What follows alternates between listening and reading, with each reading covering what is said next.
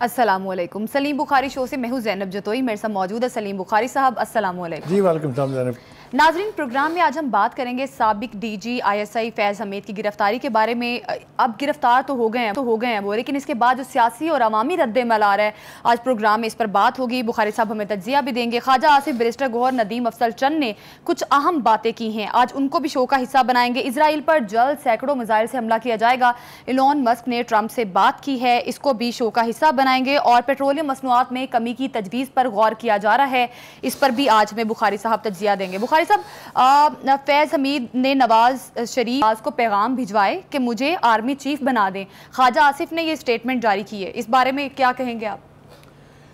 देखिए, पहली बात तो ये है कि जो आगाज़ हुआ है ना, ये मुझे तवक्को है कि अब अपने मंतकी अंजाम तक पहुँचेगा। अच्छा, साजिश सिर्फ एक फ़र्द ने नहीं की है, इसके अंदर बहुत सारे लोग, फ़ौज के अंदर से, फ़ौज के बाहर से, ब्यूरोक्रेसी में, सियासतदानों में, ऑलमोस्ट तमाम शुबों के लोग जो हैं वो इसमें शामिल हैं। ठीक।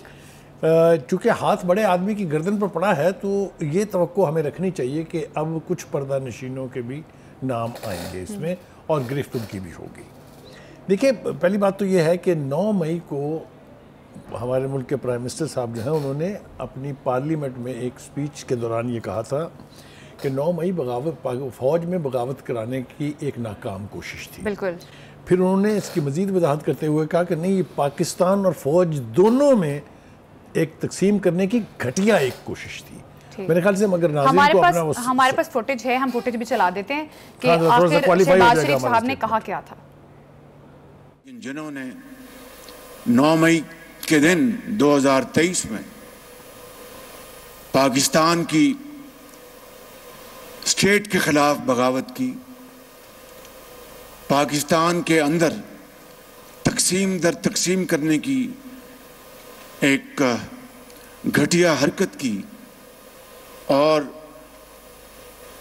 अफवाज पाकिस्तान में तकसीम करने की एक इंतहाई कबीह और मज़मूम हरकत की और एक बगावत का एक माहौल पैदा किया। ठीक। अच्छा बुखारी साहब, अब ये आपने सुना कि अभी ये तो उसकी कंफर्मेशन है जो मैंने बात की थी, वो प्राइम मिनिस्टर का हमने इसलिए शॉर्ट सुनवा दिया। देखिए, हम ज़रा, ये एक ऐसी दास्तान है जिसका सिरा समझ में नहीं आ रहा कि शुरू कहाँ से किया जाए, लेकिन मैं आपको वसूख से कह सकता हूँ कि 2014 के धरने से ख़ास तौर से ये वो एरा है जब प्रोजेक्ट इमरान के ऊपर पहले काम हो रहा था, फिर उसको लॉन्च किया गया, फिर उसके बाद इसकी इम्प्लीमेंटेशन के लिए बहुत सारी घटिया किस्म की साजिशें की गई, उसके ऊपर हम आएंगे। ठीक। असल में हम अपने नाज़रीन को समझाने के लिए ये कह दें कि फैज़ हमीद वो तोता है जिसमें इमरान खान की जान है, और ये यही नहीं है, ये वाइसा वर्सा भी है। इसी तरीके से इमरान खान वो तोता है जिसमें फैज़ हमीद की जान है। जब हम ये कह रहे हैं तो हमारा मतलब ये है कि इन दोनों के बीच बहुत कुछ है जो अभी सामने आएगा। खान साहब ने तरदीद कर दिया, वो कह रहे हैं हमारा तो प्रोफेशनल ताल्लुक था। देखिए, ये जो इनके साथ बैठ के आदमी साजिश करता है ना, उनको सबसे पहले डिसोन करता है, ये याद रखिए जब पकड़ होती है तो। आप ये देख लीजिए कि जितने लोग प्रेस कॉन्फ्रेंसेस करके, माफ़ीनामे लिख के, मशरूत रिहाइयाँ ले के बाहर निकले, उन सब ने इमरान खान साहब की ऐसी तैसी की, हालांकि वो सारे उनके दौर में जब उनका इक़्तिदार था बेनिफिशरीज थे। तो ये तो होता है, इसलिए ये कोई अजीब बात नहीं है। असल में बात यह है कि खान साहब के जेल जाने के बाद, ख़ास तौर से जो 9 मई का वाक़या हुआ है, उसको आप ऐसे देखें कि फैज़ हमीद ने एक तरह की एक पैरेलल, एक मतवाज़ी इस्टेब्लिशमेंट कायम कर ली थी, जिसमें फ़ौज के अफराद भी शामिल थे, जिसमें ब्यूरोक्रेसी भी थी, जिसमें जजेस भी थे, जिसमें मीडिया के लोग भी थे। हम ऐसे पर्दादारी करने का कोई फ़ायदा नहीं है। एक पूरा कार्टेल बनाया था उन्होंने, एक ऐसा खौफनाक कार्टेल जिसकी पाकिस्तान की तारीख़ में इससे पहले कोई मिसाल नहीं मिलती। इसलिए जैसा मैंने कहा कि अभी तो कुछ सामने नहीं आया है, अभी तो ये it is tip of the iceberg. वो इब्तदाए इश्क है, रोता है क्या, आगे आगे देखिए होता है क्या। ठीक है। दूसरी बात यह है कि ये प्रोजेक्ट इमरान जो है, इसके ऊपर से फ़ौज ने हाथ हटा लिया था। आपको याद होगा जब वोट ऑफ नो कॉन्फिडेंस पेश हो रहा था, बाजवा जब शटल कर रहे थे between PTI and the rest, तो उस वक्त उन्होंने प्रोजेक्ट इमरान से हाथ थोड़ा सा खींच लिया था। उसकी ओनरशिप ले ली जनाब फैज़ हमीद साहब ने। अच्छा। लिहाजा दौरान इक़्तिदार इमरान खान साहब तमाम तर फैसले फैज़ हमीद करते थे, चाहे वो बनी वकला में बैठ के करते थे, चाहे वो GHQ में बैठ के करते थे। उसकी मिसाल ये है कि ख़ुद इमरान खान साहब ने एक प्रेस कॉन्फ्रेंस में कौम को बताया कि मुझे जब भी ज़रूरत पड़ती थी, जब बजट पास कराना होता था, कोई कानून साजी करनी होती थी, तो ये एजेंसियाँ जो हैं ये मुझे MNAs मैनेज करके देती थी। ये उनका बयान है, ये किसी का इल्ज़ाम नहीं है। तो जब तक तो वो उनको सूट करता रहा तब तक तो वो यकजान दो कालब थे। जब से वो जेल गए हैं तो PTI थोड़ा सा जो है वो अब हमें पीछे हटती दिखाई दे रही है फैज़ हमीद साहब से। बहुत सारी बातें इस हवाले से हैं, वो हम कोशिश करेंगे कि आज ही समेट लें। लेकिन दूसरी बात यह है कि ये प्रोजेक्ट इमरान जो है ये इन्होंने उस वक्त इसके अंदर अपने आप को शामिल किया था जब वो DGC थे, DG ISI नहीं बने थे अभी। ठीक। उसके बाद जब वो DG ISI बन गए तो फिर उन्होंने इस प्रोजेक्ट इमरान की इम्प्लीमेंटेशन की ज़िम्मेदारी भी अपने ज़िम्मे ले ली और बहुत सारे ऐसे काम किए हैं जिस पर उनकी अब पकड़ होगी। ठीक है जी। इसी तरीके से जैसा मैंने कहा कि PTI के तमाम फ़ैसले ये करते थे और कैसे कैसे फ़ैसले हुए हैं उस दौर में वो भी अब तफसीलात सामने आएंगी। अभी तक तो काफ़ी सारी चीज़ें जो है ना वो पोशीदा हैं, काफ़ी सारी चीज़ों पर पर्दा पड़ा है, वो सारे पर्दे जो हैं वो उठेंगे इससे। इसके बाद आपने कहा कि रिटायर्ड DG ISI नहीं, वो रिटायर्ड कोर कमांडर थे, अगर आपको याद हो, लेफ्टिनेंट जनरल के तौर पे भावलपुर में उनकी पोस्टिंग थी। जब ये कोर कमांडर पेशावर थे उस वक्त बेपनाह सहूलतकारी की इन्होंने PTI के उन लोगों की जिनको हुकूमत या एजेंसियां पकड़ना चाहती थी, उनको रूपोश कराया गया। आपको याद है, अब तक मुराद सईद साहब का पता नहीं है आपको? हाँ जी। ठीक है वो उसी इलाके में। और मैं इससे आगे जाना नहीं चाहता हूँ, वक्त के साथ साथ ये सारी चीज़ें जो हैं ये रिवील होंगी। बुखारी साहब, खाली क्या PTI की पुष्टपनाही करते रहे फैज़ हमीद साहब? क्योंकि हमने देखा कि कुछ सियासी रहनुमा मुल्क से बाहर भी गए, कुछ डील्स की बातें भी हमने सुनी, तो उस बारे में आप क्या कहें? देखिए, जब हम प्रोजेक्ट इमरान की बात करते हैं ना, तो बहुत सारे सियासी फ़ैसले भी हैं इसमें, बहुत सारे फ़ौज के अंदर के फ़ैसले भी हैं इसमें, बहुत सारे ऐसे एक्ट हैं जो जूं तफसीलात सामने आएंगी आपको उनकी खौफनाकियों का पता चलता जाएगा। ज़रा अरशद शरीफ साहब को ले लीजिए। हाँ जी, अरशद शरीफ मरहूम जो है, अल्लाह ताला उनके दर्जात बुलंद करे, उनको सबसे पहले बानी PTI ने कहा कि आप मुल्क छोड़ दें, और जलसे में कहा। अच्छा। फिर उन्होंने दूसरे जलसे में फरमाया कि वो मेरी बात नहीं माने तो मैंने दोबारा इंसिस्ट करके उनको बाहर भिजवाया। तो वो जो कहा जा रहा है ना कि उनको मुल्क से फरार किसने करवाया, सुना होगा ना आपने भी, तो ये जिम्मेदारी आप देख लें कि कहाँ जा रही है वो। एक दूसरी बात ये है कि फैज़ हमीद साहब से भी इसके बारे में पूछगिछ होनी चाहिए, इसलिए कि उनका नाम बेपनाह दफ़ा आया है। उनका नाम एक TV चैनल के साथ कोलैबोरेशन के लिए भी आया है, उनका नाम दुबई से निकलवाने के लिए भी आया अरशद शरीफ को, उनका नाम उनके मर्डर के हवाले से बहुत सारी और बातों में भी आया है। तो मुझे लगता है ये सरफेस के ऊपर जो हमें लग रहा है ना कि सिर्फ जो टॉप सिटी है उसके ऊपर उनको पकड़ा है, ऐसा नहीं है। एक तो उसी प्रेस रिलीज़ में इशारा है कि रिटायरमेंट के बाद उन्होंने जितनी शदीद किस्म की वायलेशन की है आर्मी एक्ट की, उस पर उनकी पकड़ होगी। बुखारी साहब, अरशद शरीफ के मर्डर की हम बात कर रहे हैं, तो क्या फैज़ हमीद साहब की कोई इन्वॉल्वमेंट सामने आ सकती है आगे जब इन्वेस्टिगेशन होती है? देखिए, ये मैं अभी इसके ऊपर जजमेंट तो नहीं दे सकता, लेकिन ये एक वो खौफनाक काम है जिसके हवाले से उनका नाम लिया जा रहा है, जिसके हवाले से एक से ज़्यादा दफ़ा हमने उनका नाम जो है वो सुना है। ये मामला अब तक हुआ क्यों नहीं हल हुआ, क्यों इसकी इन्वेस्टिगेशन नहीं हुई? अब ये सारे वो सवाल हैं ना जिसके जवाब चाहिए। मेरा ख्याल ये है कि जो एक तासुर कायम हुआ है कि टॉप सिटी रिटायरमेंट के बाद की कार्रवाई से कुछ ज़्यादा है जो इस वक्त नज़र नहीं आ रहा है, और जब 3 स्टार जनरल के ऊपर फ़ौज हाथ डालती है तो उसके लिए बुनियादी तौर पर बड़े ठोस शवाहिद और सबूत चाहिए। तो ये अजम्पशन नहीं है, बल्कि ये एक हकीकत है कि इस पर हाथ डालने से पहले फ़ौज के अदारे ने बहुत कुछ इंफॉर्मेशन, बहुत कुछ शवाहद, बहुत कुछ वीडियो और ऑडियो यानी सबूत जो है वो इकट्ठे किए होंगे। दूसरी बात ये कि एक और बड़ा इल्ज़ाम इनके ऊपर जो है वो ये है कि धरने से लेके और आज तक फ़ौज को जिस तरीके से घसीट के वो अमली सियासत में लाए हैं, इसकी भी कोई मिसाल आपको नहीं मिलती है। फ़ौज यकीनी तौर पे एज एन एस्टैब्लिशमेंट, जैसा कि मैं कहता हूँ कभी कभी कि who are the custodian of the Pakistan territorial integrity and ideological frontiers, वो मुदाखलत ज़रूर करती होगी और करती रही है, लेकिन जिस तरीके से घसीट के उनको अमली सियासत का हिस्सा इनके दौर में बनाया गया है, उसकी भी कोई दूसरी मिसाल हमें देखने को नहीं मिलती है। वो तो अल्लाह भला करे, आसम मुनीर साहब का जब वो आए तो उन्होंने आते ही सबसे पहला बयान जो जारी किया वो ये कि भाई हम आज के बाद से गैर सियासी हैं। कल भी मैंने कहा था, मैं फिर भी कह रहा हूँ, I do not subscribe 100% to this statement, but ये ज़रूरत महसूस की गई थी कि क्लैरिफाई कर दिया जाए कि अब हम उस तरह की घटिया सियासत का हिस्सा नहीं बनेंगे कि पाकिस्तान की और पाकिस्तान की जुडिशरी जिस तरह से एक्सपोज हुई है इन हरकत की वजह से, उसकी भी पाकिस्तान की हिस्ट्री में कोई मिसाल आपको नहीं मिलती है। अब आप देखिए, सबसे बड़ी वजह जिसकी वजह से वो ये सब कुछ कर रहे थे वो ये थी कि वो उम्मीदवार थे कि मुझे आर्मी चीफ बनाया जाए। हाँ जी।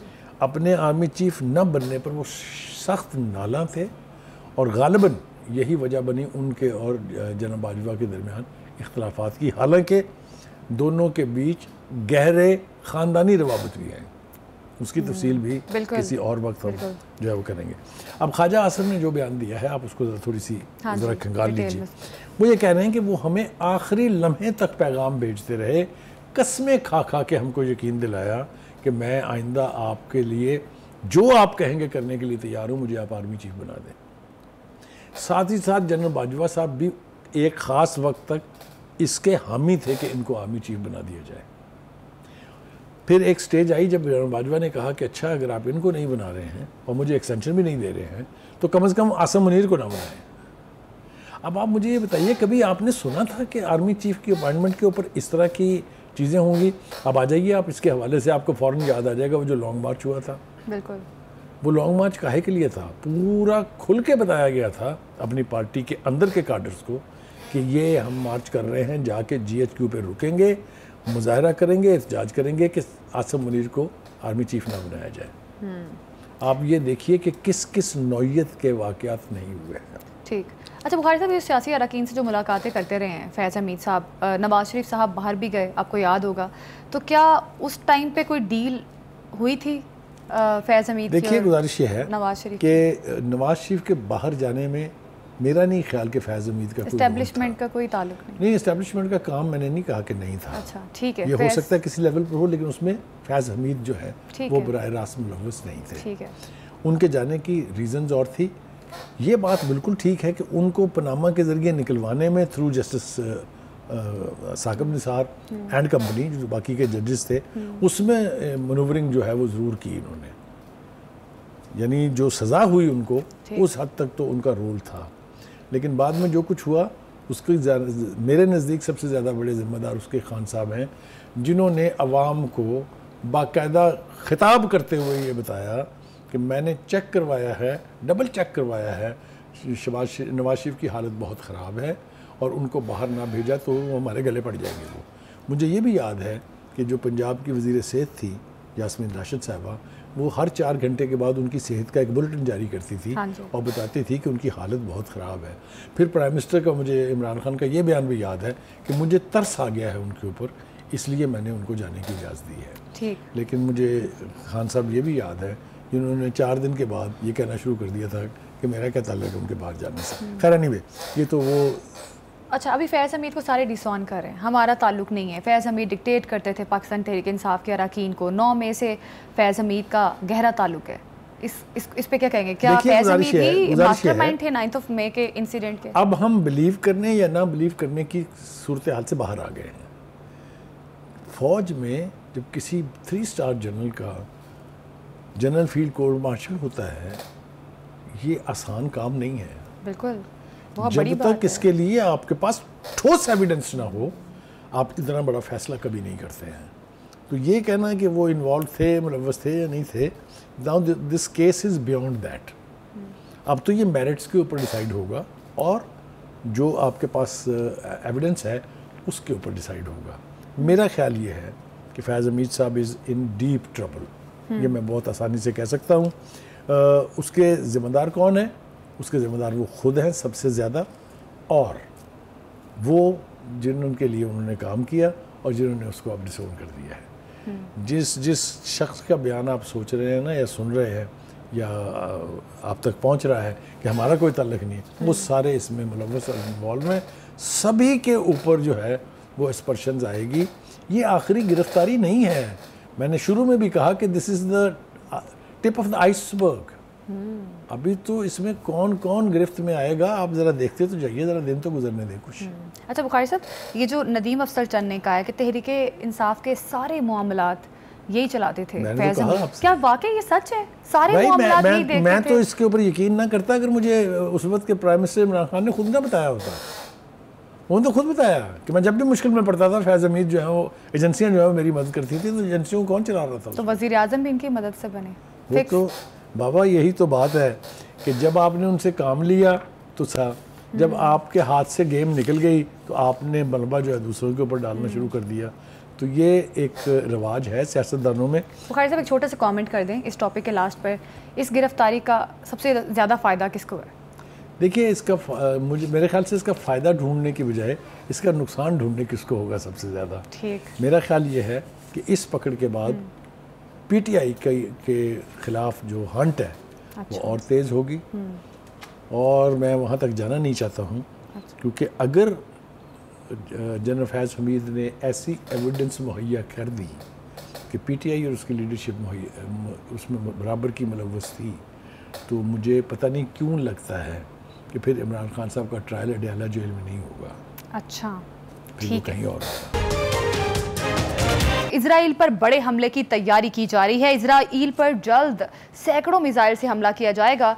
इलॉन मस्क ने ये बात की है ट्रंप से। ट्रंप और इलॉन मस्क की ये गुफ्तगू सामने आई है। बुखारी साहब, क्या बड़े हमले की तैयारी की जा रही है ईरान की जानिब से? देखिए, पहली बात तो ये है कि हमने अपने प्रोग्रामों में इस बात का पहले भी जिक्र किया था।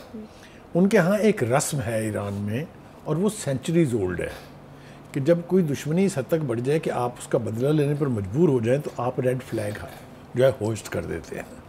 वो इंटेंशंस हैं उस गवर्नमेंट की कि अब हमारे लिए पीछे हटना मुमकिन नहीं है, हमला तो होगा। अच्छा, दूसरी बात यह है कि जब डिक्री आ जाए फ्रॉम द रहबरे इनकलाब हु इज़ आयतुल्लाह खमेनी, हाँ जी, तो आपके पास नीचे फोर्सेस के पास कोई चॉइस नहीं है सिवाय इसके कि आप प्लान करें उस हमले के लिए। ये बात सारी दुनिया को पता है कि ईरान अब इससे पीछे नहीं हटेगा। इसीलिए आपने देखा कितना पैनिक है पूरी अमेरिकन लीडरशिप, पूरी वेस्टर्न लीडरशिप, सारे इंटरेक्ट कर रहे हैं मिडिल ईस्ट के उस खित्ते के मुल्कों के साथ कि खुदा के लिए ईरान को रोकें, खुदा के लिए ईरान को रोकें। एम ही कह रहे हैं ये, अगर वो उन्हें कोई डर नहीं है, अगर उन्हें ये पता नहीं है कि ईरान सीरियस है, तो इतनी हैक्टिक डिप्लोमेटिक एक्टिविटी की क्या ज़रूरत है? जो इतनी, जिसको कहते हैं ना कि यानी इतनी परेशानी लाहक है उन्हें कि पेंटागन जब अपनी फोर्सेस की डिप्लॉयमेंट करता है किसी खित्ते में, it's a very serious situation. आप देखिए यूक्रेन में क्या हो रहा है। यूक्रेन में नेटो एंड रशिया लड़ रहे हैं ना, तो यहाँ भी उसी तरह की कैफियत बनती जा रही है। ईरान उस तरह की सुपर पावर तो नहीं है, लेकिन चाइना और रशिया अगर पीछे से हलाशेरी दे देते हैं, जैसा कि आपने देखा कि महमूद अब्बास जो हैं फ़लस्तीनी अथॉरिटी के, वो मॉस्को में हैं और सदर पुतिन से मिले हैं। और सदर पुतिन का ये बयान है कि जो कुछ वहाँ हो रहा है और इसराइल जो कुछ कर रहा है ये नाकाबिले बर्दाश्त है। तो इंटेंशंस और मैसेजेस तो आ रहे हैं कि कॉन्फ्लिक्ट बढ़ता दिखाई दे रहा है। बिल्कुल, कॉन्फ्लिक्ट बढ़ेगा। असल बात की जो इलॉन मस्क से गुफ्तगू है, इससे यही अंदाजा लगाया जा सकता है कहीं ना कहीं खौफजदा तो हैं ये। अभी बरतानवी मीडिया कह रहा है कि अगले 24 घंटों में हमला एक्सपेक्टेड है। बिल्कुल ठीक कहा। अब ये चॉइस ईरान की है। अच्छा, आपने नोट किया था उस दिन भी, आपने बाद में मुझे बताया भी था कि 3 तरह की वॉर होती है, हमने डिस्क्राइब भी की थी वो। बिल्कुल, ये जो अनव करने की है ना सूरत हाल कि आप इस दहशत में हैं कि पता नहीं कब मेरे पर हमला हो जाएगा। हाँ। ये हमले से बड़ी सजा है। तो इस वक्त ईरान की स्ट्रेटजी ये है कि अनव करें इजराइलियों को। आपने देखा भागने वालों की वहाँ तादाद में कसरत के साथ इजाफा हो रहा है। एयरपोर्ट्स पर तिल धरने की जगह नहीं है, अगले कई हफ्तों तक फ्लाइट्स नहीं है। तो कहने का मतलब ये है कि ईरान की तरफ से ये थ्रेट सीरियस है और इसराइल जितना मर्जी पॉस्चरिंग कर ले कि हम देख लेंगे जब आएगा ईरान वगैरह वगैरह, जान पर बनी हुई है। पंगा तो ले लिया अमेरिका, इसीलिए तो पंगा तो ले लिया। आपको पता है कि ये एयरक्राफ्ट कैरियर डिप्लॉय करने का, ये एटमी अवदोज का डिप्लॉय करने का खर्चा कितना आता है? आप अपने मुल्क को छोड़ के हज़ारों मील दूर आके डिप्लॉय हुए हैं, तो इट कॉस्ट यू। तो उसकी वजह सिर्फ यही है कि वो इसराइल को बचाने के लिए कुछ भी स्टेक पे डालेगा, इसलिए कि वो उसने रखा हुआ है अरबों को ब्लीड कराने के लिए। यानी चूँकि तेल की दौलत वहाँ से वो ख़ित्ता माला माल है, लिहाजा उस पर अपनी डोमिनेंस तो उसने रखनी है। और अपनी डोमिनेंस रखने के दो ही तरीके हैं, एक तो ये है कि अपने ट्रूप्स वहाँ बिठा दे, और दूसरे है कि इजराइल के ज़रिए वक्तन फ़वक्तन उनको ब्लीड कराता रहे। जो पिछली 3 जंगें लड़ी गई हैं, जिसमें आयल एम्बार्गो, एक याद होगा आपको जुल्फ़िकार अली भुट्टो का आइडिया था, वो उसने दुनिया को ऑलमोस्ट हॉल्ट पे ले आया था। इतना इफेक्टिव था वो आयल एम्बार्गो विदाउट फायरिंग ए बुलेट। तो अगर उस खित्ते के अवाम चाहें कुछ करना, गैस वहाँ से जा रही है, पेट्रोल वहाँ से जा रहा है, सारी दुनिया में जा रहा है, the world can come to a halt. लेकिन जुर्रत कहाँ से आएगी? अब अक्सरियत इन ममालिक में जो है वहाँ पर अनपॉपुलर लीडरशिप है। आप मेरी बात को गौर से सुने, मैं क्या कह रहा हूँ। सब समझते हैं कि हमारी हुकूमत को अगर अमेरिका चाहे तो किसी वक्त भी गिरा सकता है, इसलिए कोई भी मुल्क अमेरिका की मर्ज़ी और ख्वाहिश के बगैर एक लफ्ज़ कहने और एक प्रैक्टिकल कदम उठाने की भी पोजीशन में नहीं है। मैं तो अपनी लीडरशिप पर भी हैरान हूँ। हमने भी सवाए लिप सर्विस के कुछ करके नहीं दिया है। जितनी भी वहाँ कोई एड वेड पहुँची है वो ज़्यादातर प्राइवेट सेक्टर से गई है। कहने का मतलब ये है कि हम एटॉमिक पावर हैं। मुझे अच्छी तरह से याद है कि इजराइल का ये ख्याल था, ख्याल नहीं था बल्कि दे स्टार्टेड बिलीविंग इट कि हमें ख़तरा अगर कहीं से है तो पाकिस्तान से है। इसी वजह से इजराइल ने कोलैबोरेट किया इंडिया में कश्मीर पर कब्ज़े के लिए। वहाँ पर जो स्ट्रेटजी बनाई गई उस कौम को असीर बनाने की, वो सारी इजरायली एक्सपर्ट्स ने आके इंडिया के साथ बैठ के बनाई थी। कहने का मतलब ये है कि अगर उस खित्ते के इर्द गिर्द के मुल्क जो हैं वो इस वक्त ईरान का साथ नहीं देंगे, वो इस वक्त इसराइल की इस फस्तायत को, इस बर्बरियत को नहीं रोकेंगे, तो फ़लस्तीन तो ब्लीड ज़रूर करेगा, लेकिन उसके असरात से उस खित्ते के ममालिक बच नहीं सकते। मैं धमकी दे रहा हूँ इस प्रोग्राम की वसातत से कि खुदा के वास्ते अपनी ज़िम्मेदारी का एहसास करें। जब आपके अंदर मसले आएंगे तो अमेरिका आपको बचाने के लिए नहीं आएगा। ये हम कई दफ़ा एक्सपीरियंस कर चुके हैं पहले। ठीक है बुखार साहब, ये चीज़ तो बड़ी ऑब्वियस है कि इजराइल का जो कॉन्फिडेंस है, जिस तरह से इजराइल ने हमले किए हैं, क्योंकि उसको अमेरिका की पुष्टपनाही हासिल है। अभी भी अमेरिका यही कह रहा है कि अगर इजराइल पर हमला होता है तो हम साथ खड़े होंगे, लेकिन एक तरफ अमेरिका ये भी कह रहा है तुर्किया ईरान को इजराइल पर जवाबी हमले से रोके, तो एक तरफ तो वो ये भी चाहते हैं कि हमला ना करे ईरान। इसका मतलब बिल्कुल वही है जो हमने इब्तिदा में गुफ्तगू की कि डरे हुए तो हैं। इवन अमेरिका खौफजदा है। लेकिन अब देखना यह है कि ईरान की लीडरशिप किस हद तक जाती है, कब ये हमला होता है। ये मैं आपको बता दूं कि ये बात भी अब कानों को पहुंच रही है कि अगर ईरान ने बड़ी प्लानिंग के साथ हमला किया तो वो जो आयरन डोम है ना, वो धरे का धरा रह जाएगा। अच्छा। इसराइल के ऊपर अगर 4 बड़े मिसाइल गिर गए तो वहाँ के लोगों का क्या हाल होगा, क्या चीखें निकलेंगी वहाँ की, वो मंजर भी देखने के काबिल होगा। इस वक्त 40,000 से ज़्यादा बच्चे, औरतें और बुज़ुर्ग और जवान शहीद हो चुके हैं। 1 लाख के करीब कैजुअल्टी फिगर है कि जो लोग ज़ख्मी हुए हैं। किसी के कान पर जू रेंगी? किसी को ह्यूमन राइट्स का ख्याल आया? बिल्कुल भी नहीं। तो कहने का मतलब ये है कि फिर तैयार रहना चाहिए कि जब इसराइल पर ये आफत गिरेगी तो तब भी फिर सारे ये इसी बेहिस्सी, बेगैरती और लापरवाही की नींद सोते रहें। तब लोगों के दिल नहीं धड़कने चाहिए। आपने देख लिया ना किस तरह पेट में दर्द है उनके कि हमला ना हो। क्या बरतानवी वज़ीर आज़म, क्या अमेरिका की लीडरशिप, क्या ट्रंप जो अभी इक़्तिदार में नहीं है, उन सबको पता है, इसलिए कि वो एक नाजायज़ बच्चा जो है ना इसराइल, उस सरजमीन पर, अरबों की सरजमीन पर, वो चाहते हैं कि वो सरवाइव करे, वो कायम रहे, ताकि अरबों के ऊपर कंट्रोल करने का ख्वाब जो है वो कभी टूटे ना। बुखारी साहब, बज़ाहिर ऐसा लग रहा है कि ईरान शायद बहुत बड़े हमले की तैयारी कर रहा है। अभी आप बता भी रहे थे, कौन कौन सी कंट्रीज़ अभी उसको सपोर्ट कर रही हैं, और जिस वजह से अमेरिका डरा हुआ, उसको ये तो पता है कि कहीं ना कहीं कुछ बड़े मुल्क उसको सपोर्ट कर रहे हैं, और ताकतवर इस वक्त ईरान बन चुका है। देखिए, एक बात तो यह है कि उसके हमला करने के हक को तो कोई चैलेंज नहीं कर सकता, इसलिए कि आपने उनके हार्टलैंड में पेनिट्रेट करके उनके एक गेस्ट को शहीद किया। बिल्कुल। तो उनका राइट ऑफ डिफेंस तो है, ये तो बात सब तस्लीम कर रहे हैं। अब देखना यह है कि उनको बड़े ताकतवर मुल्कों में से कौन सपोर्ट करता है। दो ही बड़े स्ट्रॉन्ग ग्रुप हैं अमेरिका के मुकाबले में, एक रशिया है और एक चाइना है। चाइना की लीडरशिप ने भी और रशिया की लीडरशिप ने भी बयानात की हद तक तो बयान दिए हैं, लेकिन क्या वो इफ़ेक्टिवली मिलिटरीली सपोर्ट करने जा रहे हैं ईरान को कि नहीं, ये पता चलेगा जिस दिन हमला होगा कि किस मुल्क के मिसाइल इस्तेमाल होते हैं, कैसे उसका डिलीवरी सिस्टम है एंड वगैरह वगैरह, ये सब कुछ पता चलेगा when this attack will take place, which to me doesn't look like far off. ये बुखारी साहब, जिस तरह से खौफ का इजहार कर रहा है इजराइल, क्या ये भी हो सकता है कि इजराइल ईरान के हमला करने से पहले ही उन पर अटैक कर दे? देखिए, गुजारिश ये है कि पहल तो वो कर चुका है। डिफेंसिव स्ट्रेटजी में ना जाने की दो बुनियादी वजह है। अच्छा, क्या? एक वजह यह है कि उसने अपने चारों ओर पहले ही जंग छेड़ी हुई है। यस। लेबनान से वो पंगा कर रहा है, गजा को उसने तबाह कर दिया है, शाम के साथ उसने पंगा कर लिया है, शाम ने भी गुलान हाइट्स के ऊपर अटैक किया है। तो इसराइल इतनी बड़ी मिलिट्री कुव्वत नहीं है कि वो सारी दुनिया से जंग मोल ले ले। वो तो जर्मनी नहीं ले सका तो हिटलर नहीं ले सका। तो कहने का मतलब यह है कि इसराइल इस हवाले से भी डरा हुआ है। यही वजह है कि उनकी इस कमज़ोरी को दूर करने के लिए अमेरिका ने अपने एयरक्राफ्ट कैरियर्स भेज दिए, एटमी आबदोज भेज दी। मुझे तो डर ये है कि कहीं अमेरिका वहाँ अपने ट्रूप्स भेजने के लिए भी तैयार ना हो जाए। कोई बईद नहीं है उनसे, लेकिन ये फैक्ट अपनी जगह कि अटैक तो होगा। ठीक है, अब देखना ये है कि ईरान कितना अग्रेसिवली इसका रिस्पांस करता है इजराइल को, और इजराइल के साथ आगे क्या बनता है और इजराइल क्या हिकमत अमली बनाता है। आलमी मार्केट में खाम तेल की कीमत में कमी पर पेट्रोलियम मसनूआत में कमी की तजवीज़ की गई है। बुखारी साहब, ये जो अभी पेट्रोल की कीमतों में कमी की तजवीज़ सामने आई है, इस पर क्या कमेंट? देखिए, पहली बात तो ये कि एक अच्छी बात है, रिलीफ अगर मिल रहा है, क्योंकि ये पेट्रोल एक और मिट्टी का तेल, डीजल, ये ऐसी चीज़ें हैं जिससे ग्रास रूट लेवल पे आदमी को फ़ायदा पहुँचता है। एक तो ये कि इस अच्छे एक्ट को ज़रूर सराहा जाना चाहिए, और चूँकि बहुत करीब मुख्तसर से वक्फे में 2 दफ़ा कीमतें कम हो चुकी हैं। 8 रुपये ये 16 पैसे अब सस्ती करने की तजवीज़ है। 8 रुपये कुछ पैसे 40 पैसे अभी हो चुकी थी। हाँ जी। तो एक तो ये अच्छा इकदाम है, इसकी तारीफ़ करनी चाहिए।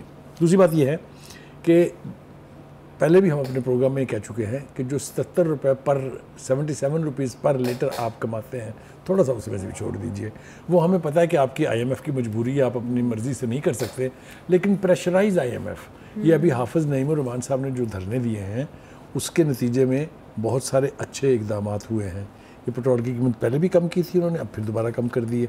एक बात वो और कह रहे हैं जो कि मान लेनी चाहिए, वो ये है कि वो कहते हैं कि खुदा के लिए ईरान गैस पाइपलाइन जो है उसको कमीशन कर लें। आपके न सिर्फ एनर्जी के मसाइल हल हो जाएंगे, बल्कि आपकी चीज़ों की कीमतें कम हो जाएंगी। मैंने पिछले एक प्रोग्राम में भी कहा था कि उस गैस से हम 50,000 मेगावाट बिजली पैदा कर सकते हैं, जो उस वक्त के एस्टिमेट के मुताबिक 4 रुपये की पड़ती है आपको। 4 रुपये यूनिट पड़ने वाली बिजली इस वक्त हम 69 रुपीज़ पर यूनिट ख़रीद रहे हैं और इतनी ही महंगी आगे बेच रहे हैं। तो मेरे ख्याल से हमें इस प्रोग्राम की वसातत से भी मुतालबा करना चाहिए इस हुकूमत से कि अमेरिका का प्रेशर अपनी जगह, खुदा के वास्ते अपने मुल्क के इंटरेस्ट में ये फ़ैसला तो कर लें। कोई क़यामत नहीं आती। पहले भी हमने लॉन्ग सैंक्शन रजीम्स देखी हैं, कुछ नहीं होता। एज ए नेशन अगर हम डिसाइड कर लें कि हमने पनपना है, हमने सर्वाइव करना है, no pressure can stop us from taking independent decisions as a nation. So ये मैं बड़े वसूख से तवक्का रखता हूँ इस हुकूमत से कि वो गैस लाइन के मामले के ऊपर बहुत संजीदगी के साथ गौर करेगी। दूसरी बात जो रह गई, हम चूँकि पॉलिटिकल डेवलपमेंट्स ऐसी थी कि हमें उसका एहसास नहीं हुआ, लेकिन एक बहुत बड़ी प्राइड है हमारे लिए, वो है अरशद नदीम जो गोल्ड मेडलिस्ट है from the Olympics, creating a world record. ठीक है भाई साहब, ये पेट्रोलियम मसनूआत की कमी की तजवीज़ तो हमने देखी कि कीमतें कम हो सकती हैं आगे जाके, बिजली और गैस की कीमतों में भी इजाफा कर दिया गया है। इसको आप किस तरह से देखते हैं? अब आवाम क्या इस तरह से ये जो अमेरिकन एटीट्यूड है ना कि इस हाथ से दें दूसरे हाथ से ले लें, ये अप्रोच ही गलत है। अगर आप रिलीफ दे रहे हैं तो you should seriously give relief to the people. एक तरफ से ये नहीं है कि आप पेट्रोल सस्ता कर दें, बिजली महंगी कर दें। गरीब आदमी जो है, वो पंजाबी में एक मिसाल कही जाती थी कि 9 दिन नंदा बाहर रहा तो 9 नंदे दे घर, नंदे जदों हिसाब किया नंदा घर दा घर। यानी आपने रिलीफ भी दिया और साथ ही वो पैसे छीन भी लिए। तो ये रवैया तर्क करना चाहिए। लेकिन आपने मेरी अरशद नदीम वाली बात काट दी। हम अपने इस प्रोग्राम की वसातत से अरशद नदीम को मुबारकबाद पेश करते हैं, और उन्होंने जिस तरह से मुल्क का सर फ़ख्र से बुलंद किया है, हम तवक्को करते हैं कि हमारी स्टेट ओनरशिप लेगी और हमारे खिलाड़ी अगले ओलंपिक्स में ज़्यादा तादाद में जाके ज़्यादा मेडल लेके आएंगे। बिल्कुल, और यकीनन बहुत सारे ऐसे लोग जिनको इस जीत के बाद काफ़ी कॉन्फिडेंस भी मिला होगा कि मेहनत से कुछ भी मुमकिन है, और बिल्कुल ये हमारे मुल्क का प्राइड है इस वक्त। नाजरीन, प्रोग्राम से हमें दीजिए इजाज़त, कल फिर मुलाकात होगी। अल्लाह हाफिज़।